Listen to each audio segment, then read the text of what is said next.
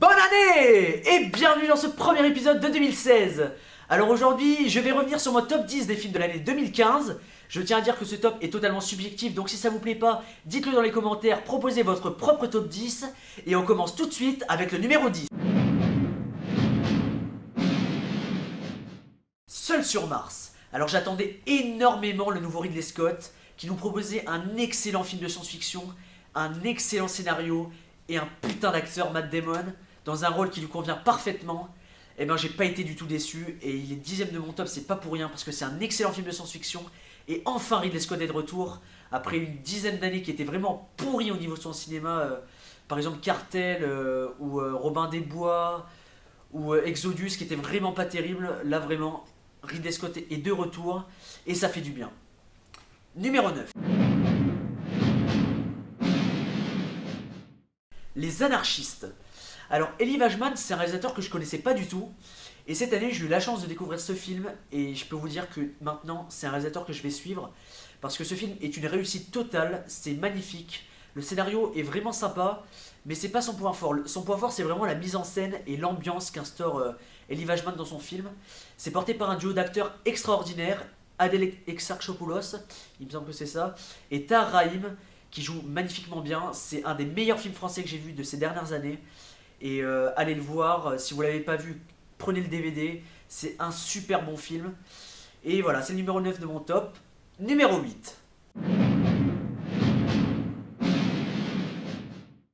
Ex Machina. Alors Alex Garland, c'est un des scénaristes que je préfère, parce que c'est le scénariste attitré de Danny Boyle. Il a par exemple fait le scénario de Sunshine ou 28 jours plus tard, qui sont des films extraordinaires. Et j'attendais vachement son premier long métrage, donc Ex Machina, qu'il a lui-même scénarisé. Et il se trouve que c'est une bombe atomique, c'est démentiel, c'est génial. Le scénario est à tomber par terre. Alors bien sûr, comme vous en doutez, c'est le point fort du film, parce que bah voilà, Alex Garland, c'est un scénariste à la base. Et ces personnages, ils sont extraordinaires, ils sont très très bien construits, ils sont hyper intéressants, hyper bien joués. Oscar Isaac est pour moi le meilleur acteur en ce moment. Et bien sûr, Alexia Vikander qui joue le robot et qui est énorme. Et Domhnall Gleeson, le rôle principal, qui est vraiment excellent aussi. Donc c'est porté par des acteurs fabuleux. Et c'est un film à suspense, c'est un film qui réserve beaucoup de surprises. Et je vous le conseille vivement. Numéro 7. Wild. Alors réalisé par Jean-Marc Vallée, c'est un réalisateur que j'ai découvert il y a 2 ans avec Dallas Buyers Club. Et qui est exceptionnel. Parce que Wild, son nouveau film, est encore mieux que Dallas Buyers Club. Pour moi. Reese Witherspoon, elle éblouit l'écran grâce à son rôle de femme qui va essayer de découvrir son identité en allant à l'autre bout du monde, marcher toute seule. C'est un scénario complètement fou, mais à la fois complètement personnel, très poétique, très axé sur la nature, ce qui donne un film à la fois magistral et extrêmement bien écrit et très très bien réalisé. Un très très bon film. Et on passe au numéro 6. The Walk. Alors The Walk, j'ai eu du mal à le placer dans mon top parce que c'est pas le meilleur film de Robert Zemeckis, ça faut le savoir. Voilà, Retour à le futur par exemple, où Forrest Gump passe largement devant. Mais c'est un film qui est couillu parce que à l'époque où on est, des gros blockbusters et des suites à outrance, The Walk il fait vraiment office d'ovni au milieu de tout ça. Et c'est un film qui est parfaitement mené, qui est parfaitement réussi. Joseph Gordon-Levitt qui parle français, c'est vraiment du caviar. C'est très très bien réalisé. Les tours jumelles recréées en 3D, on y croit vraiment. On a vraiment l'impression qu'elles sont encore là. C'est vraiment un grand grand bonheur. C'est un film vraiment très très beau. Un des meilleurs films de l'année selon moi. Et maintenant, le numéro 5. The Programme de Stephen Frears. Alors The Programme, j'en attendais strictement rien. J'ai été le voir complètement par hasard. Et il se trouve qu'il est 5ème de mon top et que c'est un excellent film. C'est pour moi le meilleur biopic que j'ai vu de ma vie. Je sais pas pourquoi, je sais pas l'expliquer. Il n'a pas été très aimé, je crois, mais The Programme, moi, il m'a complètement transporté. Le Tour de France, ma grand-mère regarde, moi j'ai toujours trouvé ça nul à chier. Mais Stephen Frears, il m'a fait aimer le Tour de France. C'est incroyable. Lance Armstrong, c'est un personnage de cinéma, mais j'aurais jamais pensé qu'il soit aussi bon dans un film. Il est parfait, c'est limite, voilà, Steve Jobs par exemple, c'est des personnages réels qui conviennent parfaitement au grand écran. Et Stephen Frears, il a réussi à le créer parfaitement bien sur le grand écran et c'est génial. Il y a une petite apparition de Guillaume Canet qui joue un médecin italien et qui fait vraiment bien plaisir dans le film. Et bien sûr, l'acteur principal qui joue parfaitement bien. J'ai oublié son nom, je suis désolé, mais voilà. Regardez-le surtout. Et on passe tout de suite au numéro 4. Kingsman Service Secret, réalisé par Matthew Vaughn. Alors là, je dois dire, j'ai complètement aimé, je suis complètement rentré dedans. C'est pour moi un des meilleurs films d'action de ces dernières années.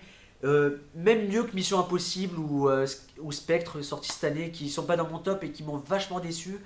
Bon, non, Mission Impossible ça allait, mais Spectre était vraiment très très mauvais. Et bien Kingsman, c'est leur remplaçant de cette année pour moi. C'est réalisé d'une main de maître, c'est joué. Taron Egerton, qui est la révélation du film et qui joue Eggsy, est très très bon. Colin Firth en agent secret, alors là, c'est parfait, ça lui colle à la peau, c'est nickel. Et franchement, c'est hyper marrant, c'est fun, c'est coloré, c'est pop, c'est super bien. Et avec énormément de références, c'est un film qui fait du bien et j'aimerais vraiment beaucoup en voir plus souvent des films comme ça. Numéro 3. Chappie, réalisé par Neil Blomkamp. Alors Neil Blomkamp, c'est un réalisateur que je suis depuis maintenant 6 ans. Depuis son premier film en 2009, District 9. Il a ensuite réalisé Elysium, qui n'était pas bien terrible. Et il revient maintenant avec son troisième long métrage, Chappie. Toujours avec Charlton Copley, qui est son acteur fétiche.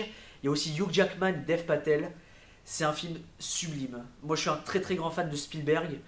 Et les thèmes qu'il utilise sur la paternité, sur l'enfance, sur comment on affronte le monde réel et comment on grandit, c'est des thèmes sublimes qu'il arrive vachement à mélanger avec la science-fiction.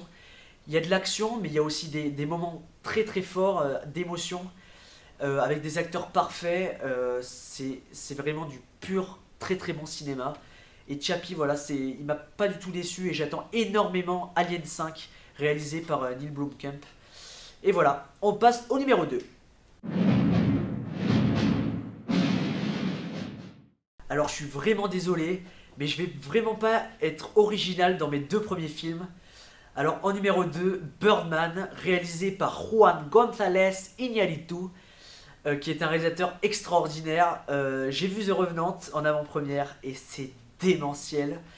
Et Birdman, lui, c'était voilà, pour moi le deuxième meilleur film de l'année dernière, parce que c'est un film complètement couillu et qui est très très très très très très très très bien réalisé. C'est un plan séquence de 2 heures. Bon, il y a de la triche, ça on le sait, mais c'est très très très très bien réalisé. C'est très très bien joué. Et on a affaire vraiment à des acteurs au top de leur forme. Michael Keaton qui joue un peu une parodie de sa propre carrière. C'est démentiel en tout point. Les effets spéciaux, mais je les ai même pas remarqués tellement c'était fou. L'interprétation des acteurs secondaires, par exemple Emma Stone, c'est du très très grand cinéma. C'est ce que j'aimerais voir tous les jours et voilà, c'est une claque monumentale. Mais c'est pas le meilleur film de l'année selon moi. Et on passe tout de suite au numéro 1. Et on arrive au numéro 1, Mad Max Fury Road, réalisé par George Miller.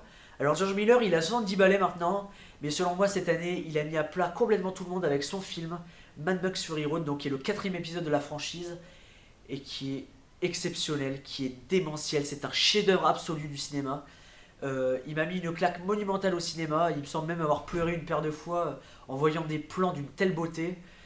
C'est un film d'action, il y en a beaucoup qui ont dit ça en disant qu'il n'y avait pas de scénario, mais le background est tellement exceptionnel, le message est tellement exceptionnel, et bien sûr ces acteurs, Tom Hardy qui aura marqué 2015 de son empreinte d'une manière absolument incroyable, l'Impératrice Furiosa qui est interprétée par Charlize Theron, et qui même chauve, ça c'est un truc que j'arrive pas à expliquer, parce que Charlize Theron elle est magnifique, mais chauve elle est encore mieux, son charisme est démultiplié. Et voilà, c'est incroyable, tout le film est magique, majestueux, et la réalisation, George Miller a mis complètement par terre tous les réalisateurs de cette année, y compris Steven Spielberg. Et voilà, c'est vraiment un film incroyable que je vous conseille, je vous oblige à le regarder parce qu'il est vraiment démentiel. Et je vais terminer avec un film, en fait, que j'ai pas réussi à classer, mais qui restera pour moi le film de l'année 2015. Et il s'agit de Star Wars épisode 7, Le Réveil de la Force. Alors pour moi, en fait, Star Wars, c'est plus qu'un film, c'est vraiment une passion depuis très très longtemps. Et c'est pour ça qu'en fait, je l'ai pas classé dans le top, parce que j'arrive pas à lui donner une place, j'arrive pas à être objectif avec ça. Et en fait, l'épisode 7, ben, je l'ai adoré. Comparé à certaines personnes qui l'ont trouvé vraiment trop copié sur l'épisode 4. Moi j'ai trouvé que c'était plutôt un passage de flambeau et un grand hommage. Parce que J.J. Abrams, il apporte vraiment son univers et sa mise en scène qui colle parfaitement à l'univers de Star Wars. Il apporte des personnages qui sont vraiment parfaits et qui sont très intéressants et que j'ai hâte de suivre encore dans 2 ans. Et voilà, j'ai très hâte de voir l'épisode 8 et il m'a mis complètement dans le bain. Kylo Ren, comparé à énormément de gens, je l'ai adoré. J'ai adoré sa personnalité, j'ai adoré ce qu'il fait, j'ai adoré ses actions. J'ai tout adoré chez lui, même sa tronche, hein, parce qu'il y en a qui n'aiment pas Adam Driver, moi je l'adore. Et voilà, Han Solo, bah, impérial, comme d'habitude, un très grand acteur. Merci Harrison Ford encore une fois. L'absence de George Lucas m'a un peu dérangé à certains moments. Mais voilà, ça reste un très bon Star Wars. Voilà, bah, je remercie vraiment Disney hein, sur le coup parce que je m'attendais vraiment à ce que ça soit pas très bien et finalement c'est exceptionnel.